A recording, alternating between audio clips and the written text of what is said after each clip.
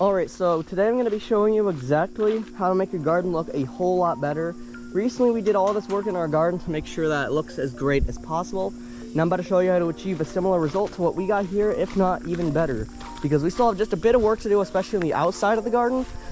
But that's exactly where we're going to start today. So don't forget to go down below and click that subscribe button. As I said, let's start off with the outside of the garden.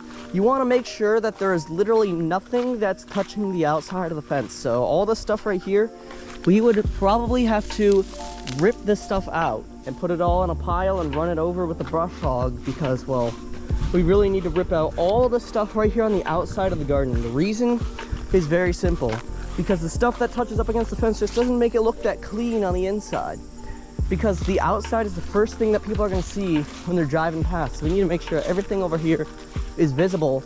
I mean, you really can't see it from here, but like, imagine those trees weren't there. And imagine this is the view you got. Probably wouldn't be that impressed now, would you? Because, well, over here maybe a bit, but like, a lot of this you probably will be like, yeah, it's a bit messy. It could use a little bit of work with cleaning up. That right there, my friends, is why even if you have a small or big garden, but you have a fence for your garden, always, and I mean always, rip out the weeds on the outside to make it look a whole lot better. Now let's move inside of the garden. And the answer for this one is really simple. Rip out as much weeds as you possibly can. As much weeds, as many weeds as you possibly can.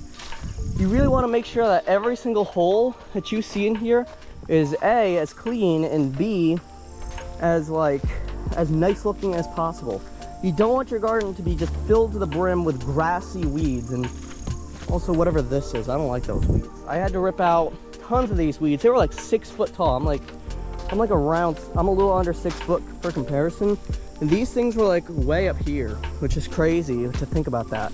But truthfully, they kind of have to do that to be able to grow. And there was tons of stuff getting shrouded in here. So we just ripped out everything and made it look a whole lot better. Even if you're not using areas of your garden, you should still go ahead and go rip out some of the weeds in there. Still just make it look better. Number 3, rip out the weeds over around the edges of your garden. So back here, a lot of the stuff back here couldn't be removed by hand, so that's what the weed whacker does. Except for some of the sumac that the weed whacker couldn't get. I kind of twisted it at like near ground level and it just came right off. It's pretty simple, self-explanatory, and easy to do. The edges of the garden are really necessary because, like, even if you're not using that area, it's still going to make your garden look a whole lot more clean than it might be right now. And I'm going to show you an example of what I'm about to talk about. But if your edges of the garden have plants in them, then you should be really cautious, because these sunflowers could have been ripped down easily. But fortunately, I was able to get a lot of these weeds out of here without causing any damage to our sunflowers. So thankfully our sunflowers, all 3 of them that came up out of like the 60 seeds I planted, I mean, I did have like a germination rate of like 50% this year, but then they all just died because of the stupid weeds. They all came up and they all survived, so that was really good. Now the next thing is, try to be as organized as possible. You don't want to be like putting different things in random areas. You want to make sure everything looks really nice and organized. This is where pre-planning before the season comes in. This is something I recommend doing for next season, because at this point, if your spring garden's still there, there's not much you can really do. The tomatoes aren't dying, by the way. It's just the leaves that are dying a little bit. So the best thing that you could really do here is like organize it into different areas. So right here, of course, we have our pepper zone. Right here we have our basil. There's our green beans. There's our trellis, which is stuff that has to be put on a trellis to grow more in-depthly. And then over here we have our eggplants, our used to be zucchini.